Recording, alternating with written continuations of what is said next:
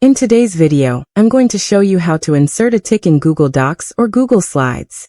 It's a simple process and I'll walk you through 3 different methods. Let's get started.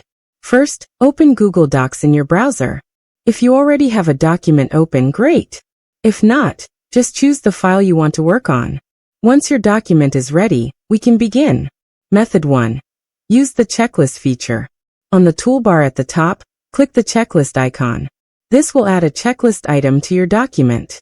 Type in your text, and then click on the checkbox. Just like that, you'll have a tick box inside your document. Perfect for keeping lists or tasks organized. Method 2. Insert special characters. Go to the Insert menu at the top and select Special Characters. In the search bar, type check. You'll see several checkmark styles appear.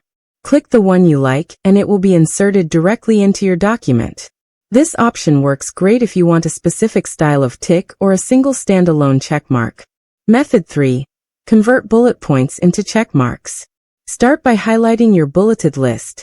Then go to the Format tab, choose Bullets and Numbering, and select List Options. From there, click More Bullets. In the search bar, type check, and you'll see different tick styles you can apply to your list. Select one, and your bullets will instantly turn into checkmarks. And that's it.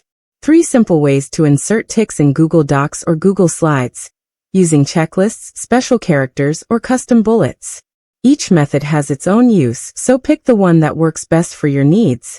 Give it a try, and make your documents and slides look even more polished.